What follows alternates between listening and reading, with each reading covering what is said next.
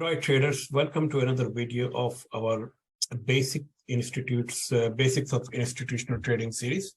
Today, we will continue to learn the point of interest with a bit more in advance and a deeper concept. We will also learn the market reversal point of interest and also the high probable point of interest as well. So without any delay, let's start with the disclaimer and we shall continue. So as usual, the regulator required to present this disclaimer. The video is presented only for educational purpose and it is not a recommendation of buy or sell at all, nor this is a financial advice.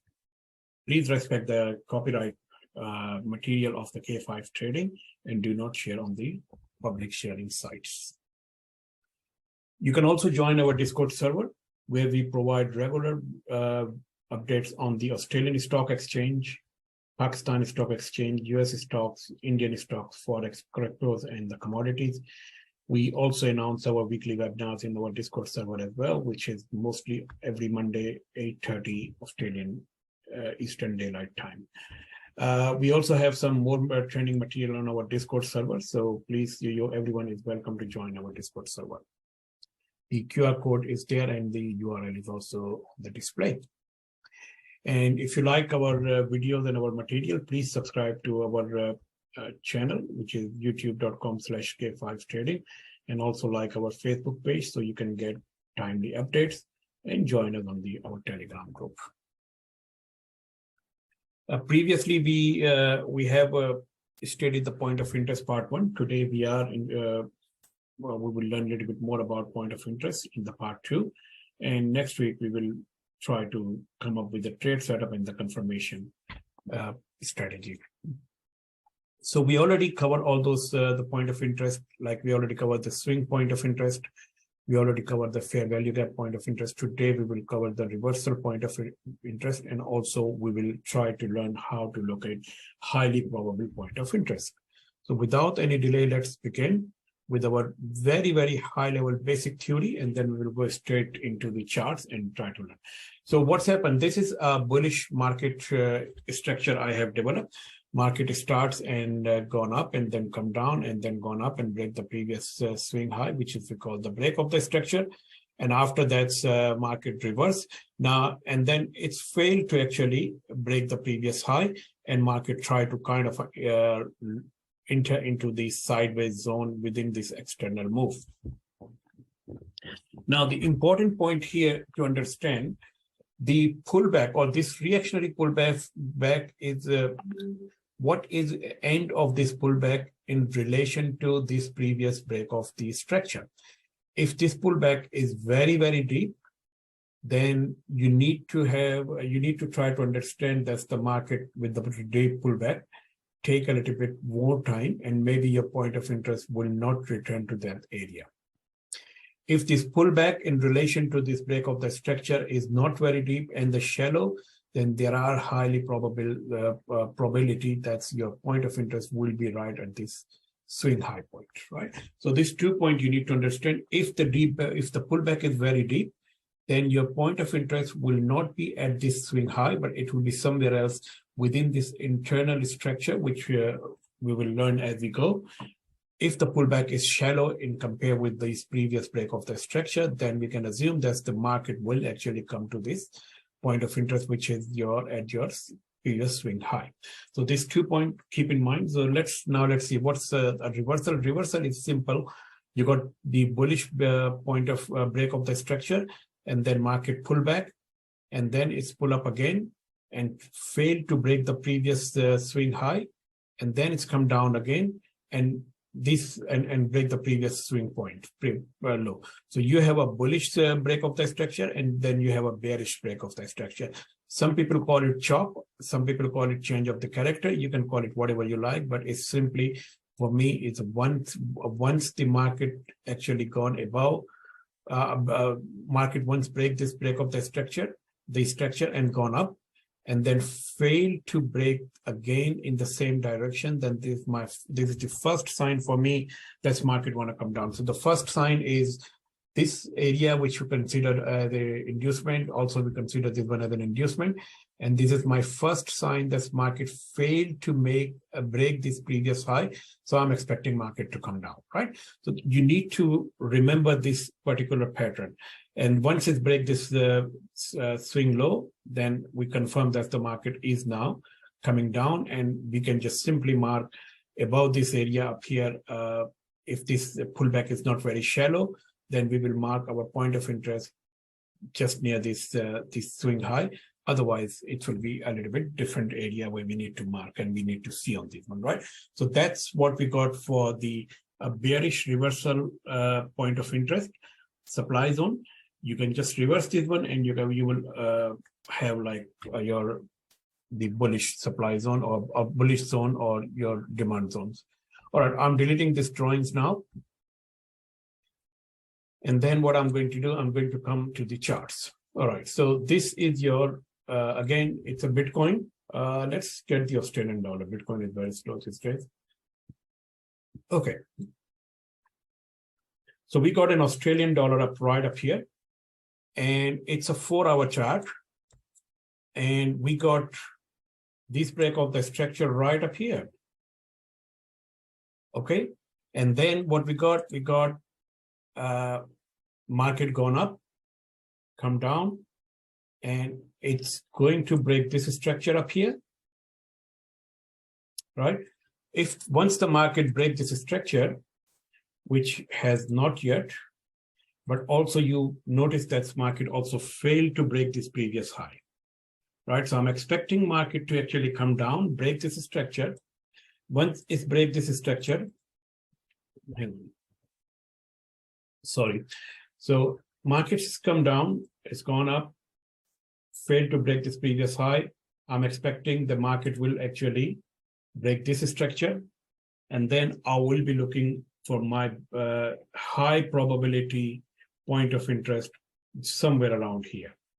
Why I'm not looking at here? Because I consider this is a liquidity zone and market will break this liquidity. So how are we going to find our point of interest? You got this high momentum candle going up. You got your fair value gap right up here, which already filled by this candle. And this is the candle which was your the fair value gap point of interest, which already touched. Now I'm expecting market to come down. If market failed to break this low and it's come up, if market break this previous structure, then I'm expecting that's my point of interest should be somewhere around here. I think it's already filled by the way. So that's will be my point of interest. And yes, it is touched already. So you can see that's the point of interest is already touched up here a little bit, not much, but if I can draw it properly, then yes. So you can see that this point of interest is already been touched. So what we can do now, we can actually just simply wait and wait for another point of interest to be developed in this area, and then we can enter our short position in this trade. This is a 4-hour chart. Remember this one. So that's your 4-hour chart, waiting for this break of the structure and market to move high up here somewhere, and then I want to come down, right? So that will be my trade setup for the Australian dollar in a 4-hour time frame for the bearish move. Now I'm just trying to work out, see if I can find another areas where we can look at a little bit more clear example, and it will be on hindsight, but it will be something to be interested. All right, just here, look at here. So we got a break of the structure. Then we got this break of the structure right up here. Okay, and we can see that our pullback was very deep. This pullback was very deep compared to this one. So that's why we are expecting our point of interest somewhere around here. So that's market come down, and this is my point of interest, right? So that was my first point of interest because this fair value gap. And here you go. The market give you the trade straight away. Okay, you got another point of interest right up here. This zone is, for me, is very strong point of interest, and the market should actually come down sooner or later, and then it will fill out this zone. So right now it's not reaching there, but it will come out eventually. So that's how I can see it. But look at here. So as I said, your break of the structure previously was this one, and the move which actually break this structure, it was around this area, right? So that was your move upside. and your another bearish break of the structure is here. So you got 1, you got 2, and just above here, you got this fair value gap, but this is your strong point of interest, right? We're going to learn how we can actually identify those strong highly probable point of interest in about 2 minutes time. But this is the one example I would like to give you, and then market actually come down. So, right now, when we come to the highly probable point of interest,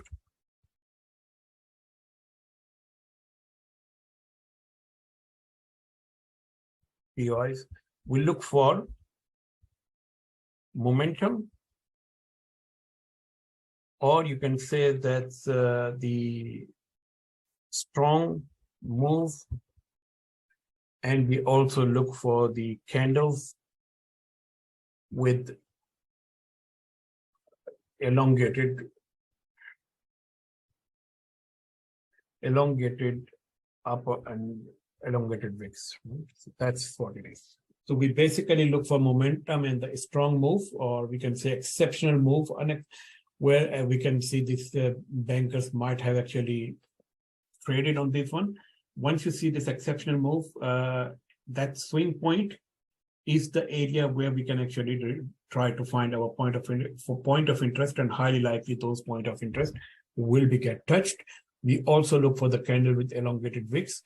And the third thing we haven't learned this one here, but we are also looking for Wyckoff schematics on the lower time frame, or the same time frame, it doesn't matter, right? So we look for the Wyckoff schematic. Which schematic we look? Accumulation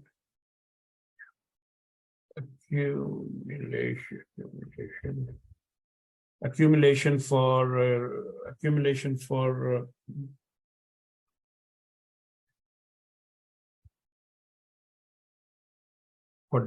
demand zone,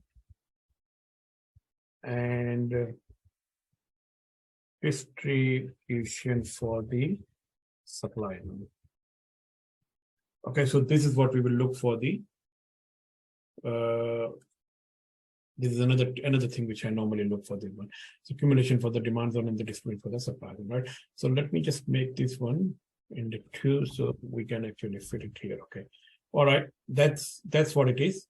And now let me explain to you what I mean by the momentum of the strong candle. The strong candle is my power candle, a candle which actually come with the force, a candle which actually engulfs the previous candle. I don't care about the color of the candle, right? And the range has to be actually engulfed. So if this range is got a high wick, this high wick should also try to cover this range. That's my strong move. So the strong move must actually the area where this accumulation actually has happened, break that area, and this is considered my highly probable area. So that zone is, for me, is very, very important, and this is my highly probable zone. Why is highly probable zone? Is the reason why, because with this strong move, the market actually came down. The two things that happen in this zone: number one, people spending order are still here who want to short, and also the institution basically buy to sell. So they have their open positions and they want to close without any losses or just with the minimum losses. That's why I'm expecting the market prices of the institution will come back in this zone, and we can just try to take the advantage of the area. So the momentum is the key to identify the highly probable zones. The second thing is the elongated wick. So anywhere you will find an elongated wick, wicks mean is a kind of a doji, you can call it. So for example, you've got a high wick and the low wicks, and the body is a smaller, or let's say about 20% of the entire range or 30% of the entire range. I think 20% is fine. So if the body is a 20% of the entire range, that's I consider is elongated wick. And around those areas on the lower time frame, I will be able to find my Wyckoff schematics, and those zones will be kind of a manipulated area where I can consider prices to be actually reverse, or prices actually have to create a zone where the market will come back and retest. So this is the two things which I normally look for my highly probable point of interest. Momentum is my key, and the second one is this one. So this particular candle I'm looking for in this my base area. Okay. So another thing what you need to understand that if let's say we got a base area somewhere around here, that's the key. That's the first. Oops, sorry. So we got, let's say we got a base area around here, right? This is our base area. We got so many candles up here. Now, what I'm actually looking in this area is a strong reaction to the upside, right? And after this strong reaction, I also see that there are 1 or 2 candles with the base type of activity, the small candles or those VIX candles. And then after that, I can see another strong move upsides. So now I'm not looking, the reversal, I'm not looking here. I'm looking reversal on this area or the reaction on this zone. So that will be my zone. This is, we normally say that's rally-based rally in the supply and demand system, but this is also a strong area of the reversal or the reaction. And why? Because of the momentum of this candle and the momentum of this candle. So these 2 momentum candle with a small 1 or 2 candle in between, that's a kind of a pause or resting area for the institution, and looks like the institution will actually come back in this zone. So this is what I consider the highly probable zones and highly probable areas. I hope that you like the content which I have presented here. I know it's not in detail. It's just, I have just touched just the tip of the iceberg. There are lots of things to learn about the point of interest, and there are lots of practice required to understand those point of interest on the chart. Unfortunately, we don't have enough time. Maybe if you put in the comments, if you like that one, then I will try to put another little bit longer video. Just go on the back testing and identify those point of interest. I hope you enjoyed the video. Please subscribe to our channel and press the bell icon so you can get our videos on the timely manner. Thanks for the watching. Happy trading.